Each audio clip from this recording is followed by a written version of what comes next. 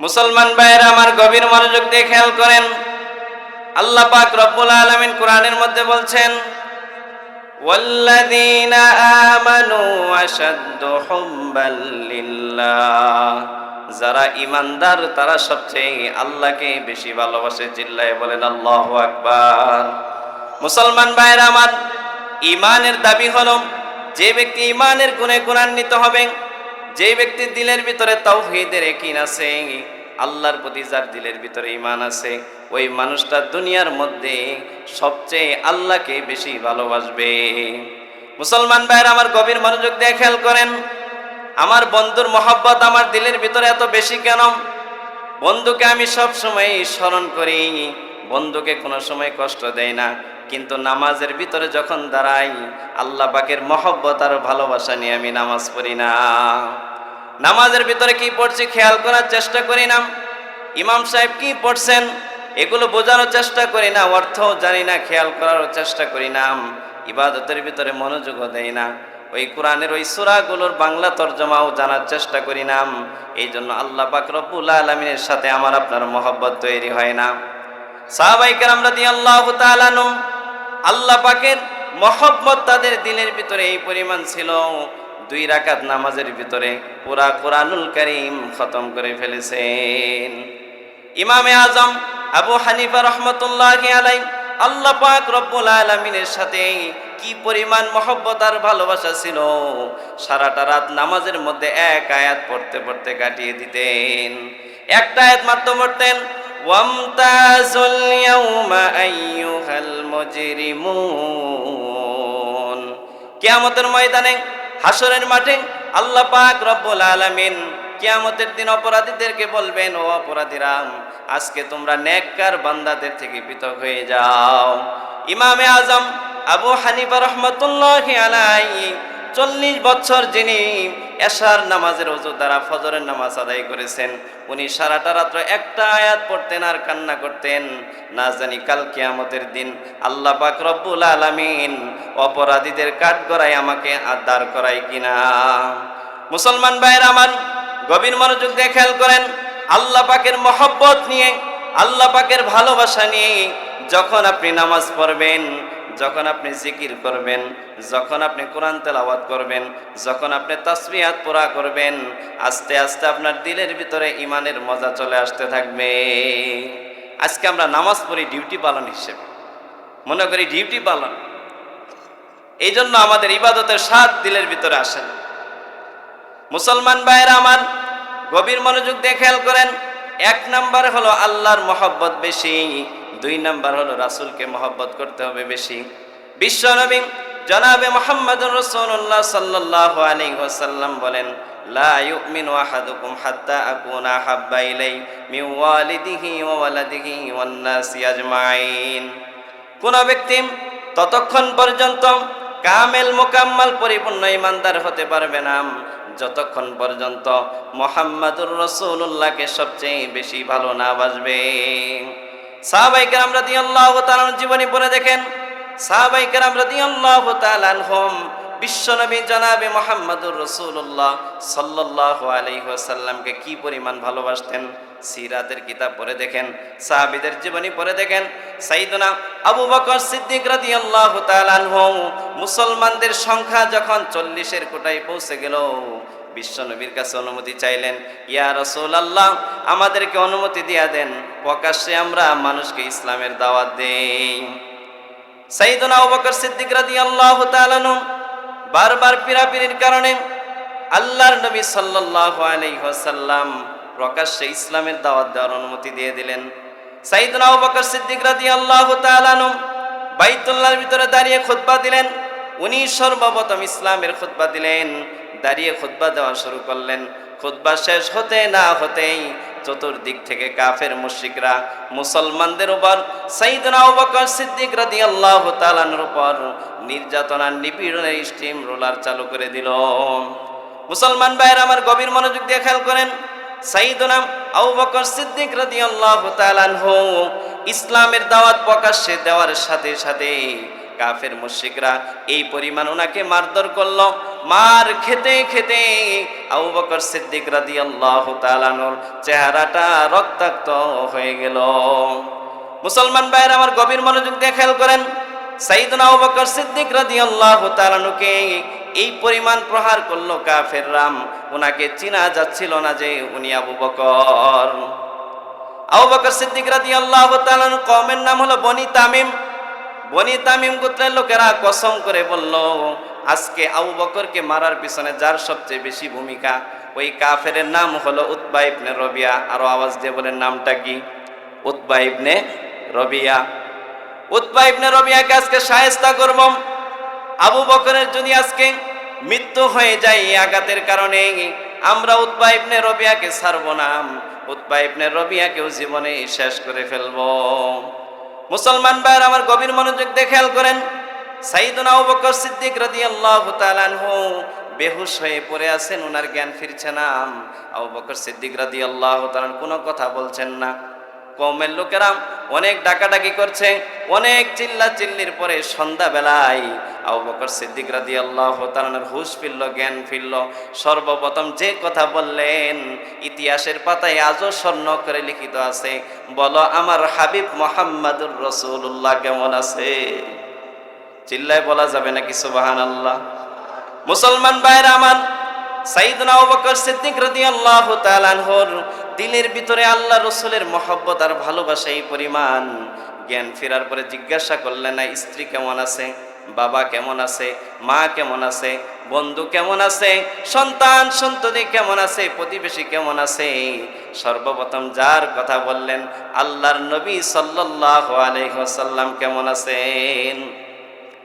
এজন্য কবি বলতেছেন, मोहब्बत की आतश जला दे खुदाया, शराबे मोहब्बत पिला दे खुदाया। আল্লাহ তোমার মহব্বতের আগুন আমার দিলের ভিতরে দাও দাও করে জ্বালিয়ে দাও, তোমার মহব্বতের একটু শরবত আমাকে পান করিয়ে দাও। কবি বলছেন, दिल मेरे तस्खीर किया एक अरबी ने, मक्की मदनी हाशमियो मुत्तलबी है। দিলের ভিতরে একজনকে জায়গা করে দিয়েছি, তিনি হলেন মাক্কি, তিনি হলেন মাদানী, তিনি হলেন হাশেমি মুত্তালাবি, তিনি হলেন মুহাম্মাদুর রাসূলুল্লাহ। জিল্লায় বলেন সাল্লাল্লাহু আলাইহি ওয়াসাল্লাম। মুসলমান ভাইয়েরা আমার, বোঝাইতে চাচ্ছিলাম সাহাবায়ে কেরাম রাদিয়াল্লাহু তাআলা আনহুম আল্লাহর নবী সাল্লাল্লাহু আলাইহি ওয়াসাল্লামকে কি পরিমাণ ভালোবাসতেন। সাইয়েদনা আবু বকর সিদ্দিক রাদিয়াল্লাহু তাআলা আনহুর জ্ঞান ফিরল।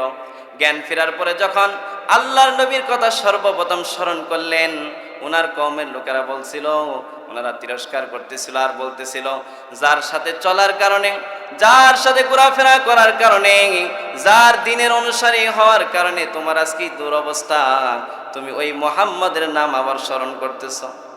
মুসলমান ভাইয়েরা আমার গভীর মনোযোগ দিয়ে খেয়াল করবেন, কওমের লোকেরা রাগ করে ওনাকে তিরস্কার করতে করতে ওনার দরবার থেকে চলে গেল, ওনার কাছ থেকে সরে গেল। ওনার মাকে বলল, সারাদিন কিছু খাই নাই, ওনার জন্য সামান্য কিছু খাবার দাবারের ব্যবস্থা করো। ওনার মায়ের নাম হলো উম্মে খাইর, যিনি তখনও পর্যন্ত মুসলমান হন নাই।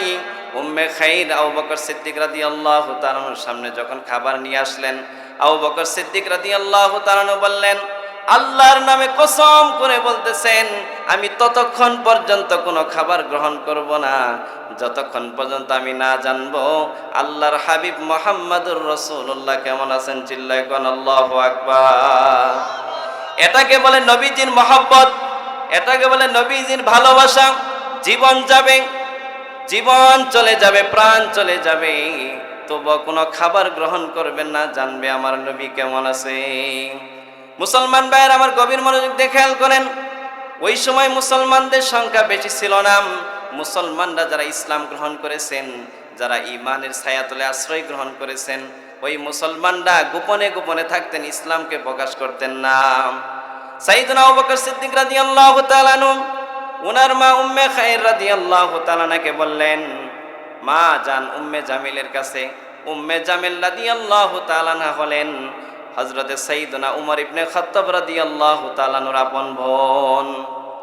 উম্মে জামিল রাদিয়াল্লাহু তাআলার কাছে যখন গেছে, উম্মে জামিল রাদিয়াল্লাহু তাআলা তো মুসলমান হইছেন, কিন্তু তো উনি ইসলামকে গোপন করতেছেন, বলতেছেন, আরে আমি কি জানি নাকি কে মুহাম্মদ, কে আবু বকর, আমি কি চিনি নাকি? উনি ভাবটা এমন নিলেন যে উনি আল্লাহ রসুলকে চিনেন না। আসল ব্যাপারটা হলো কি, ওই সময় মুসলমানদের সংখ্যা ছিল কম। আল্লাহ রসুল সাল্লাল্লাহু আলাইহি সাল্লামের পক্ষ থেকে যেহেতু অনুমতি ছিল না ইসলাম প্রকাশ করার, এই জন্য সাহাবাই কেরাম রাদিয়াল্লাহু তাআলা ইসলামকে প্রকাশ করতেন না, গোপনে গোপনে রাখতেন। তো উম্মে জামিলকে বলার পরে, অনেক পিড়াপিড়ি করার পরে উনি আবু বকর সিদ্দিক রাদিয়াল্লাহু তাআলা বাড়িতে আসলেন। আবু বকর সিদ্দিক রাদিয়াল্লাহু তাআলা বাড়িতে আসার পরে আবু বকর সিদ্দিক রাদিয়াল্লাহু তাআলা দুরবস্থা দেখে উনিও মর্মাহত হয়ে গেলেন, উনিও কান্না করতে লাগলেন। মুসলমান ভাইয়েরা আমার গভীর মনোযোগ দিয়ে খেয়াল করেন, উম্মে জামিল রাদিয়াল্লাহু তাআলা আনহা আবু বকর সিদ্দিক রাদিয়াল্লাহু তাআলা এই দুরবস্থা দেখে সাথে সাথে আল্লাহর নবী সাল্লাল্লাহু আলাইহি ওয়াসাল্লামের সংবাদ এনে বললেন, ও আবু বকর, আল্লাহর নবী সাল্লাল্লাহু আলাইহি ওয়াসাল্লাম সহি সালামতে আছেন। মুসলমান ভাইয়েরা আমার, আমি আর আপনি হলে কি করতাম? আল্লাহর নবী সাল্লাল্লাহু আলাইহি ওয়াসাল্লাম ভালো আছেন, সুস্থ আছেন, এই কথা শোনার সাথে সাথে তো আমি আর আপনি খাবার খেয়ে ফেলতাম। কিন্তু সাইয়েদনা আবু বকর সিদ্দিক রাদিয়াল্লাহু তাআলা বলছেন, আমি ততক্ষণ পর্যন্ত খাবার গ্রহণ করব না যতক্ষণ পর্যন্ত আমার দুই নয়ন দিয়ে আল্লাহর নবী সাল্লাল্লাহু আলাইহি ওয়াসাল্লামের দর্শন লাভ না করব। মুসলমান ভাইরা আমার গভীর মনোযোগ দিয়ে খেয়াল করেন, সাইয়েদনা আবু বকর সিদ্দিক রাদিয়াল্লাহু তাআলা আনহু উম্মে জামিল রাদিয়াল্লাহু তাআলা আনহাকে জিজ্ঞাসা করলেন, আল্লাহর নবী এখন কোথায় অবস্থান করছেন? উম্মে জামিল রাদিয়াল্লাহু তাআলা আনহা বললেন, আল্লাহর রাসূল এখন আরকাম রাদিয়াল্লাহু তাআলা আনহুর ঘরে অবস্থান করছেন। মুসলমান ভাইরা আমার, ওই সময় যেহেতু মুসলমানের সংখ্যা কম ছিল, দিনের বেলা প্রকাশ্যে মুসলমানদের যাতায়াত করা কঠিন ছিল, এই জন্য উম্মে খাইর রাদিয়াল্লাহু তাআলা চিন্তা ভাবনা করে দেখলেন, রাত্র যখন গভীর হয়ে যাবেন তখন আবু বকর সিদ্দিক রাদিয়াল্লাহু তাআলাকে নিয়ে আল্লাহর নবীর দরবারে যাবেন। মুসলমান ভাইয়েরা আমার, রাত্র যখন গভীর হয়ে গেল, উম্মে খাইর রাদিয়াল্লাহু তাআলা আবু বকর সিদ্দিক রাদিয়াল্লাহু তাআলাকে নিয়ে চললেন, আল্লাহর নবী সাল্লাল্লাহু আলাইহি ওয়াসাল্লামের দরবারে চলে গেলেন। আবু বকর সিদ্দিক রাদিয়াল্লাহু তাআলা আল্লাহর নবীকে দেখে সাথে সাথে ওনাকে জড়িয়ে ধরলেন। মুসলমান ভাইয়েরা আমার, কি দৃশ্য! আল্লাহর নবী সাল্লাল্লাহু আলাইহি ওয়াসাল্লাম ওজোরে কান্না শুরু করে দিলেন। আবু বকর সিদ্দিক রাদিয়াল্লাহু তাআলা চেহারা থেকে ওজোরে কান্না ঝরতেছিল। সমস্ত মুসলমান এই দৃশ্য দেখে নিজেদের কান্না ধরে রাখতে পারলেন না। সমস্ত সাহাবায়ে কেরাম রাদিয়াল্লাহু তাআলা কান্না শুরু করে দিলেন। মুসলমান ভাইয়েরা আমার গভীর মনোযোগ দিয়ে খেয়াল করেন, যেই কথাটা আপনাদেরকে বোঝানোর উদ্দেশ্য, সাহাবায়ে কেরাম রাদিয়াল্লাহু তাআলা জীবন দিয়ে দিয়েছেন, প্রাণ দিয়ে দিয়েছেন, রক্তক্ষরণ করেছেন, জান দিয়েছেন, মাল দিয়েছেন, তবুও নবীর প্রতি একটা কাঁটা বিদ্ধ হতে দেন নাই। চিল্লায় এখন সুবহানাল্লাহ। মুসলমান ভাইরা আমার, কোরআনুল কারীমের ভিতরে আল্লাহ পাক রব্বুল আলামিন বিভিন্ন যুদ্ধের ঘটনা বয়ান করেছেন। গজওয়ায়ে উহুদের ঘটনা আল্লাহ পাক রব্বুল আলামিন বয়ান করেছেন। আল্লাহর নবী সাল্লাল্লাহু আলাইহি ওয়াসাল্লাম উহুদের যুদ্ধে মর্মাহত হলেন। আল্লাহর নবী সাল্লাল্লাহু আলাইহি ওয়াসাল্লামকে এক কাফের লোহার হেলমেটের উপর আঘাত করল। আঘাতের কারণে দুইটা লোহার কড়া ভেঙে আল্লাহর নবী সাল্লাল্লাহু আলাইহি ওয়াসাল্লামের থুতনি মোবারক দিয়ে ঢুকে আল্লাহর নবীর দুইটা দাঁত মোবারক শহীদ হয়ে গেল। মুসলমান ভাইরা আমার, আল্লাহর নবী সাল্লাল্লাহু আলাইহি ওয়াসাল্লামের চেহারা মুবারক দিয়ে রক্তক্ষরণ হচ্ছিল। এই দৃশ্য দেখে সাইয়েদনা আবু বকর সিদ্দিক রাদিয়াল্লাহু তাআলা এক দিক দিয়ে অগ্রসর হচ্ছিলেন, অপর দিক দিয়ে আবু উবাইদা রাদিয়াল্লাহু তাআলা অগ্রসর হচ্ছিলেন। মুসলমান ভাইরা গভীর মনোযোগ দিয়ে খেয়াল করেন, আবু উবাইদা রাদিয়াল্লাহু তাআলা নিজের দাঁত দিয়ে কামড় দিলেন। কামড় দিয়ে যখন একটা করা আল্লাহ রসুলের চেহারা থেকে খুললেন, ওনার একটা দাঁত শহীদ হয়ে গেল। আরেকটা করা যখন খুললেন, আরেকটা দাঁত ভেঙে গেল, শহীদ হয়ে গেল। দুইটা দাঁত ভেঙে গেল। ওইদিকে আল্লাহ নবী সাল্লাল্লাহু আলাইহি ওয়াসাল্লাম। মুসলমান ভাইয়ের আমার গভীর মনোযোগ দিয়ে খেয়াল করেন, আল্লাহ নবী সাল্লাল্লাহু আলাইহি ওয়াসাল্লাম যুদ্ধের ময়দানে মর্মাহত হয়েছেন, সাহাবায়ে কেরাম শহীদ হয়েছেন। এই ঘটনা যখন মদিনা মুনাওয়ারার ভিতরে ছড়িয়ে পড়ল, এক আনসারী মহিলা আল্লাহ নবী সাল্লাল্লাহু আলাইহি ওয়াসাল্লামকে দেখার জন্য, আল্লাহ নবীর অবস্থা জানার জন্য ঘর থেকে বেরিয়ে গেলেন। বের হওয়ার পরে কাফেলার এক ব্যক্তির সাথে দেখা হলো, জিজ্ঞাসা করলেন, তোমরা বলো আল্লাহর নবী সাল্লাল্লাহু আলাইহি ওয়াসাল্লাম কেমন আছেন? মুসলমান ভাইরা আমার, গভীর মনোযোগ দিয়ে খেয়াল করেন। কাফেলার এক ব্যক্তি বলল, যুদ্ধের ময়দানে তোমার পিতা শহীদ হয়ে গেছে। ওই মহিলার সাথে সাথে পড়ে নিলেন ইন্না লিল্লাহি ওয়া ইন্না ইলাইহি রাজিউন। সামনে অগ্রসর হলেন, কাফেলার আরেক ব্যক্তির সাথে দেখা, জিজ্ঞাসা করলেন, তোমরা বলো আল্লাহ রসুল কেমন আছেন? ওই কাফেলার এক ব্যক্তি বলতেছে, যুদ্ধের ময়দানে তোমার স্বামী শহীদ হয়েছেন। কিছুক্ষণ পর আরেকজনের সাথে সাক্ষাৎ হয়ে গেল, উনি বলছেন যুদ্ধের ময়দানে তোমার ছেলে শহীদ হয়ে গেছে। কিছুক্ষণ পর আরেকজনের সাথে দেখা হলো, বললেন যে যুদ্ধের ময়দানে তোমার ভাই শহীদ হয়ে গেছেন। একই যুদ্ধে একই পরিবারে কয়জন শহীদ হয়েছে বলেন? 4 জন। কয়জন? ছেলে শহীদ হয়ে গেছে, ভাই শহীদ হয়ে গেছে, স্বামী শহীদ হয়ে গেছে, নিজের বাবা শহীদ হয়ে গেছে। মুসলমান ভাইয়ের আমার, গভীর মনোযোগ দিয়ে খেয়াল করেন। ওই মহিলা আনসারী সাহাবিয়াম ওই কাফেলের একজনকে জিজ্ঞাসা করেন, আচ্ছা বলো আল্লাহর নবী সাল্লাল্লাহু আলাইহি ওয়াসাল্লাম কেমন আছেন? কাফেলের এক ব্যক্তি বলল, আল্লাহর নবী সাল্লাল্লাহু আলাইহি ওয়াসাল্লাম সহি সালামতে আছেন, সুস্থ আছেন, উনি আসতেছেন। এই কথা শুনে ওই মহিলা আনসারী সাহাবী শান্ত হলেন না, সামনের দিকে অগ্রসর হতে থাকলেন। অগ্রসর হতে হতে হঠাৎ দেখেন আল্লাহর নবী সাল্লাল্লাহু আলাইহি ওয়াসাল্লাম তাশরীফ আনতেছেন। মুসলমান ভাইরা আমার, গভীর মনোযোগ দিয়ে খেয়াল করেন। আল্লাহর নবী সাল্লাল্লাহু আলাইহি ওয়াসাল্লামের সাথে যখন ওই মহিলার সরাসরি সাক্ষাৎ হলো, সিরাতের কিতাবের ভিতরে 2টি riwayat পাওয়া যায়। এক riwayatের ভিতরে এসেছে ওই মহিলা আনসারী সাহাবী সরাসরি আল্লাহ রাসূলের জামা মুবারক ধরে বললেন। আরেক riwayatের ভিতরে আসছে ওই মহিলা আনসারী সাহাবী আল্লাহ রাসূল সাল্লাল্লাহু আলাইহি সাল্লামের সামনে এসে বললেন, ইয়া রাসূলুল্লাহ, যুদ্ধের ময়দানে স্বামী শহীদ হয়ে গেছে, কোনো দুঃখ নাই, ভাই শহীদ হয়ে গেছে, কোনো দুঃখ নাই, ছেলে শহীদ হয়ে গেছে, কোনো দুঃখ নাই, আপনাকে দেখার পরে আমার সমস্ত দুঃখ আর কষ্ট দূর হয়ে গেছে। এটাকেই বলা হয় নবীজির মহব্বত। এজন্য কবি বলছেন, मोहब्बत की आतश जला दे खुदाया, शराबे मोहब्बत पिला दे खुदाया।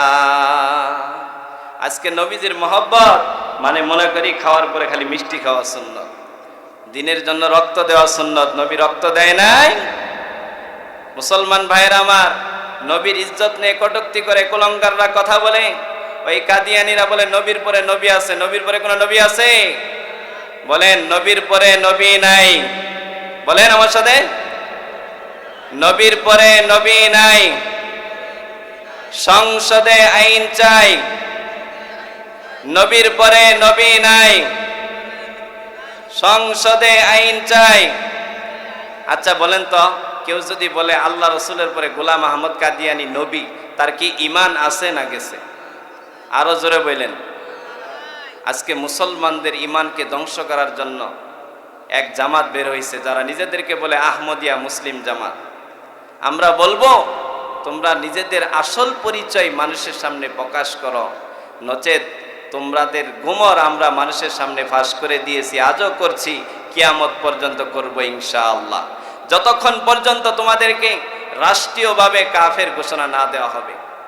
বাংলাদেশে আগামীতে যারা ক্ষমতায় আসবে তাদেরকে আমরা এই কথা বলবো, আপনারা আমাদের সাথে এই কথাই ওয়াদাবদ্ধ থাকবেন, রাষ্ট্রীয় ক্ষমতায় আসলে কাদিয়ানীদেরকে কাফের ঘোষণা দিবেন। চিল্লায় এখন ঠিক কিনা?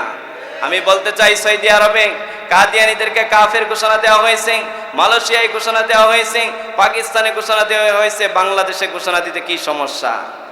আল্লাহ পাক রব্বুল আলামিন আমাদের সবাইকে বোঝার তৌফিক দান করেন, সকলে বলি আমিন। মোহতারাম হাজিরিন, আমি বলতেছিলাম যে ইবাদতের স্বাদ পাওয়ার জন্য, ইমানের মজা পাওয়ার জন্য 1 নম্বর শর্ত বলেন আল্লাহ এবং রসুলকে সবচেয়ে বেশি মহব্বত করতে হবে। কিন্তু একটা জায়গায় আমাদের অ্যাক্সিডেন্ট ঘটে বর্তমান জামানায়। আমরা মনে করি আল্লাহ রসুলের মহব্বত আর ভালোবাসা শুধু ব্যক্তিগত জীবনে, আল্লাহ রসুলের মহব্বত আর ভালোবাসা শুধু খাবার পরে মিষ্টি খাওয়া সুন্নত এই জায়গায়। আচ্ছা বলেন তো দেখি, আল্লাহ নবী সাল্লাল্লাহু আলাইহি সাল্লাম কি দুনিয়াতে শুধু এই জন্য প্রেরিত হয়েছেন যে খাবার পরে মিষ্টি খাওয়ার সুন্নত বাস্তবায়ন করবেন? বলেন মোহতারাম হাজিরিন, আজকে এই জায়গায় আমাদের বড় দুঃখ লাগে, কষ্ট লাগে।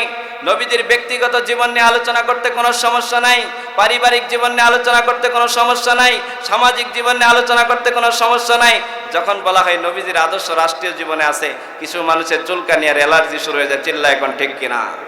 মোহতারাম হাজরিন, আমি আপনাদেরকে আজকের মাহফিল থেকে পয়গাম দিতে চাই, আল্লাহর নবী সাল্লাল্লাহু আলাইহি ওয়াসাল্লাম আমাদের জন্য যেমন আদর্শের মডেল ব্যক্তিগত জীবনে, যেমন পারিবারিক জীবনে, যেমন সামাজিক জীবনে, অনুরূপভাবে আল্লাহর নবী সাল্লাল্লাহু আলাইহি সাল্লাম 100% আমাদের জন্য আদর্শ, আমাদের জন্য নমুনা, আমাদের জন্য মডেল, আমাদের জন্য আইডল রাষ্ট্রীয় জীবনে। চিল্লায় এখন ঠিক কিনা? এই জন্য মোহতারাম হাজরিন, নবীজির আদর্শ যে জীবনে বাস্তবায়ন হবে ওই জীবনে সুন্দর হবে। খোদার কসম করে বলছি, যতক্ষণ পর্যন্ত প্রত্যেকটি অঙ্গনে রাসূলুল্লাহ সাল্লাল্লাহু আলাইহি সাল্লামের আদর্শ বাস্তবায়িত না হবে, মিছিল হতে পারে, মিটিং হতে পারে, শান্তি ব্যানারে লেখা থাকতে পারে, কিন্তু শান্তির আসল চেহারা বাংলার মুসলমান দেখতে পারবে না। চিল্লায় এখন ঠিক কিনা? যদি শান্তি চাও তাহলে নবীজির আদর্শের মধ্যে আসো।